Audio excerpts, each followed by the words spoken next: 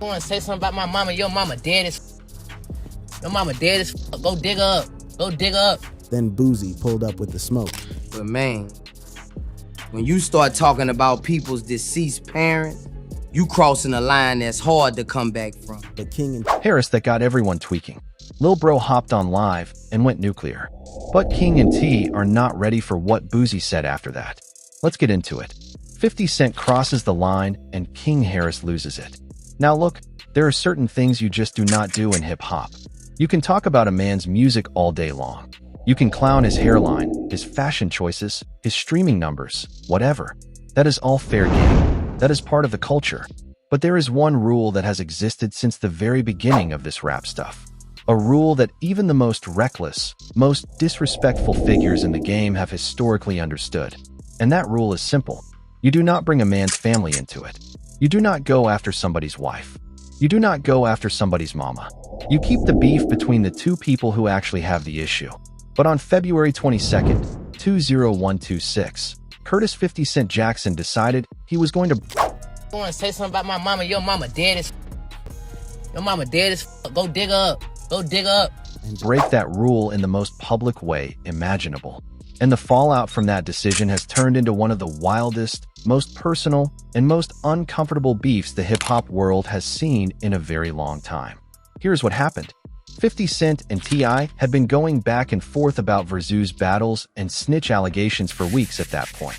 The tension was real, but it was still within the bounds of normal rap beef. Post a picture of your mama. She dead. Pay respect. Stop playing with my mama. Playing like that. Going like that. there was no Territory. Two grown men talking slick on the internet. Nothing that had not been seen 1,000 times before. But then 50 Cent took to Instagram and posted an unflattering photo of T.I.'s wife, Tiny Harris, captioning it in a way that was clearly meant to humiliate her in front of his millions of followers. He was basically telling her to stay out of grown folks' business. How y'all raised? I'm not raised like that. I don't go. I'm not going back my mom. I'm not going. King. But the way he did it was straight up disrespectful. It was not a subliminal. It was not a subtle jab. It was a direct attack on a woman who had nothing to do with the beef between him and her husband. And that is the moment when everything went sideways because T and Tiny's 21-year-old son, King Harris, saw that post and absolutely lost it. He did not wait So tell your dad, mama, dig her ass up and post a picture that look better than mama. for his pops to handle it. He did not wait for a family meeting or a strategic conversation about how to respond. He went straight to Instagram Live and let 50 Cent have it in a way that made the entire internet stop scrolling and pay attention. And just like that, King Harris Straight like that. Your son don't love you. You don't got no family. took this beef to a place that nobody was prepared for. He went straight for 50 Cent's deepest wound. He was talking about Sabrina Jackson, 50 Cent's mother, who died tragically in a house fire when 50 was only 8 years old. That is not just a sore spot for 50. That is the defining trauma of his life, and King Harris aimed directly at it without a second thought. But the young boy from the A was far from done. He kept that same energy going with zero. You not loved. You rich, but you not loved. Money means nothing without no one to spend it with. Your son don't love you. King was Signs of letting up. There was no filter on this young man at all. This was raw, uncut fury pouring out of him on a live stream where thousands of people were watching in real time. He was telling 50 that if you want to play the picture game and post somebody's mama online, then post your own mama. Except you cannot because she is not here anymore. That is the kind of thing that makes a room go silent. That is the kind of thing that changes a beef forever. King kept driving that one point home over and over again. That his upbringing would not allow him to just sit back and let somebody disrespect the woman who brought him into this world. He was raised by Tip. He was raised different, and he wanted the whole world to know that. That was a straight-up warning shot. King was letting 50 and anybody affiliated with him know that they had fumbled badly by bringing this kind of energy to the Harris family's doorstep. And King did not stop at that. He went after the one thing everybody in the way he moves. I don't play by my mama. At the end of I don't play by my mama. I'm just how I'm raised, nigga. I wasn't raised by y'all father. My dad is T.I.P. Tip. That's how I'm raised. I don't play like hip-hop knows is 50 Cent's other major vulnerability, his relationship with his son, Maris Jackson. That one stung because it is public knowledge that 50 and Mars have had a messy, drawn-out falling out that has played out on social media for years. King knew exactly where to twist the knife on that. King was basically telling the whole internet that all of 50 Cent's money, all of his success, all of his business ventures and TV shows and movie deals do not mean anything. When you go home to an empty house with no family around you, that is a different level of disrespect right there. That is not— First off, you gotta understand where King coming from. That's his mama, man. not just bars. That is personal warfare. And then King brought it back to his own foundation. He made it real clear where he comes from and why he moves the way he moves. King Harris was not just talking reckless on lives either. On February 24th, 2026, the young actually went to the studio, recorded a whole diss track, and dropped it on all major streaming platforms under the title Made Man. The music video was filmed in a parking garage full of foreign whips.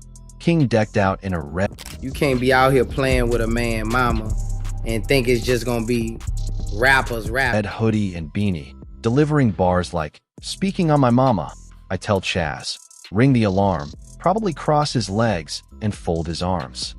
He was standing on every single word. He even dug up an old NSFW photo of 50 Cent holding what appeared to be an adult toy, posted it on his story, and hashtag no AI to make it crystal clear the picture was authentic. King Harris had gone full scorched earth. No chill, no retreat, no surrender, and the internet— Business. King of YN. He got that fire in it. And he let it be known he ain't going for nothing. was eating every second of it up. Boosie Badazz breaks down the whole situation. Now, when something this wild goes down in hip-hop, everybody has an opinion. Your favorite rapper has an opinion. Your barber has an opinion. The dude at the gas station who still wears foo has an opinion. But there are certain voices in this culture that carry more weight than others. And one of the voices that people were most eager to hear from was Boosie Badazz. Because Boosie is not your regular internet commentator chasing clicks and engagement. This is a man who has been— You got 50 Cent posting pictures of Tiny on his Instagram, trolling her. through the trenches for real. A man who did hard time in the Louisiana penitentiary system. A man who has lived by the street code his entire life, and who has never once hesitated to tell you exactly how he feels about a situation regardless of who it might offend. So when Bowie sat down and addressed the King Harris and 50 Cent situation, the whole culture leaned in to listen, and the first thing Bowie did was acknowledge the root of King's anger. He did not dismiss the kid. He did not call him a fool. He understood the emotion driving the whole thing. Simple as that. In the hood, in the suburbs, in any household where people actually love each other, your mama is sacred ground. Telling people to keep his name out their mouth. 50 been a menace on the internet since the internet started. Is not up for debate. That is not a conversation. And Boosie recognized that this whole situation started because somebody decided to violate that sacred ground. That is the realest thing that has been said about this entire beef. Boosie was making it plain that when you cross the family line, you are no longer in the world of entertainment.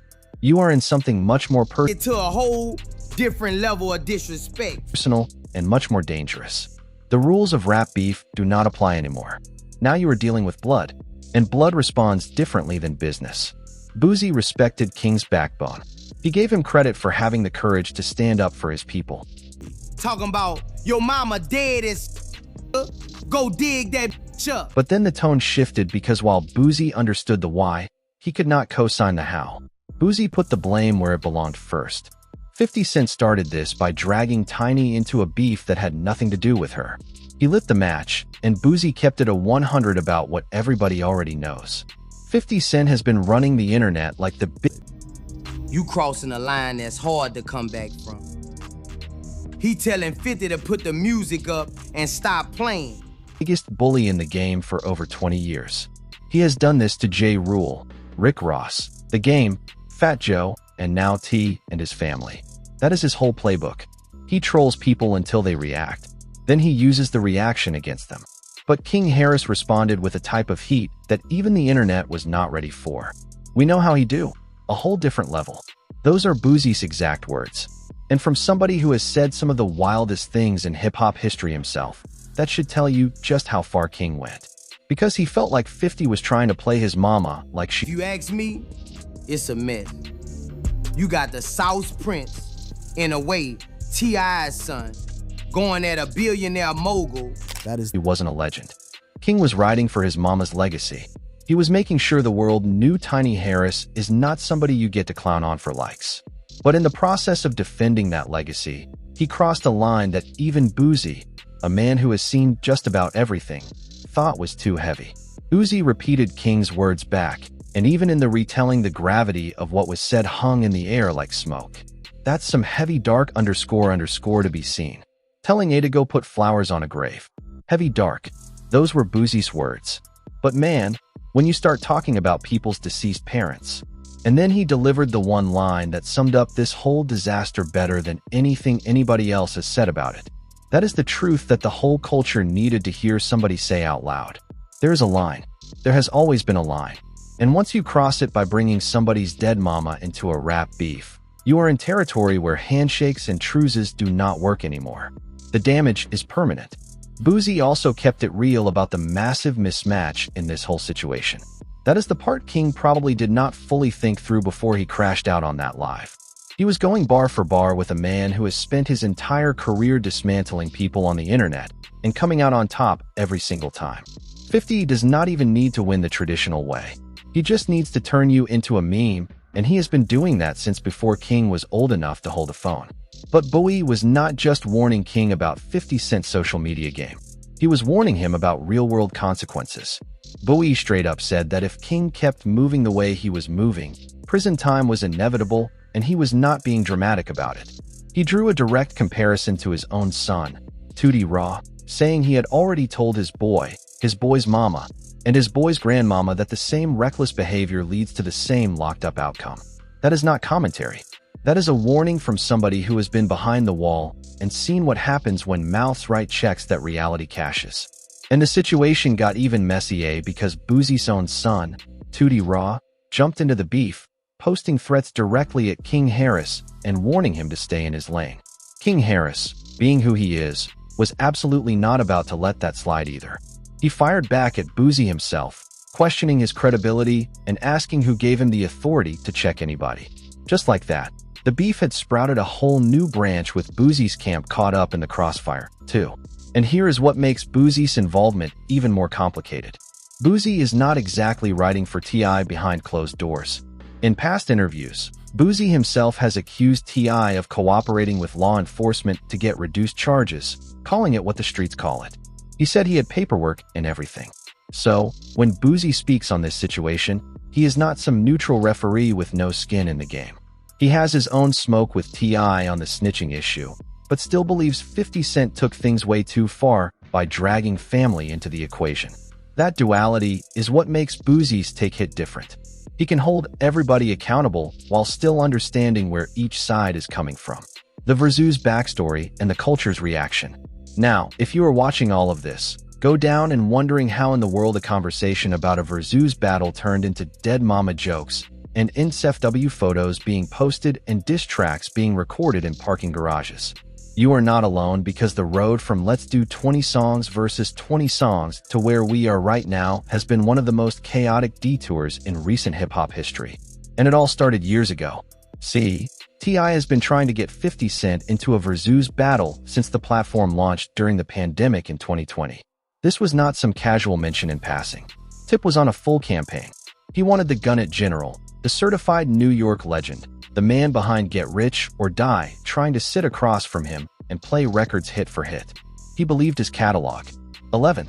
Studio albums deep with joints like What You Know, Live Your Life, Whatever You Like, Swagger Like Us, Bring Them Out, Rubber Band Man, and Big Things Popping would wash anything 50 could bring. He even brought it up on 50's birthday in 2020, posting a 3-minute IG video challenging him directly and mocking 50's 2007 sales loss to Kanye West as proof that 50 was scared of catalog battles. But 50 Cent was never interested. Not in 2020. Not in 2021, when T.I. literally crashed the stage at the Atlanta premiere of 50's show Black Mafia Family and grabbed the microphone calling him out.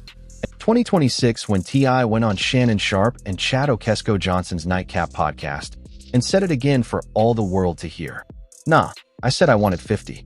That what I said. He don't want no smoke though.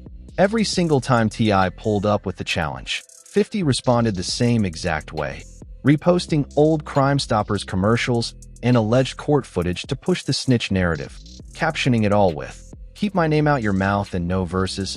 Let's do the stay away challenge." That was 50's whole blueprint. Reflect, troll, and flip the conversation using memes and old footage instead of ever actually engaging with the music. And it worked every time because most people did not know how to handle that kind of energy. But on February 22nd, when T.I. sat down with the $1 million worth of game podcast and publicly said he lost all respect for 50 after the Verzu's ducking, 50 Cent did not just troll this time. He went personal. He posted Tiny's picture, and that is the moment the fuse hit the dynamite. T responded the way an artist responds. He went to the lab and dropped 2 diss tracks back to back. War on February 22nd and Right One on February 23rd, produced by Lil Kayab. Right One was absolutely vicious. Tip called 50 a 5 Neo dispatcher. Said he was a small man in a big shell, and even dragged 50's Exaphony Joy into it by referencing her alleged dealings with those bars were nasty. T was rapping with a fire he had not shown in years. And the culture reacted immediately. Everybody with a platform had something to say. Charlemagne the God was one of the first to speak up. He put the blame on 50 Cent, saying T was never disrespectful to begin with, and that 50 got personal, fell away for no real reason.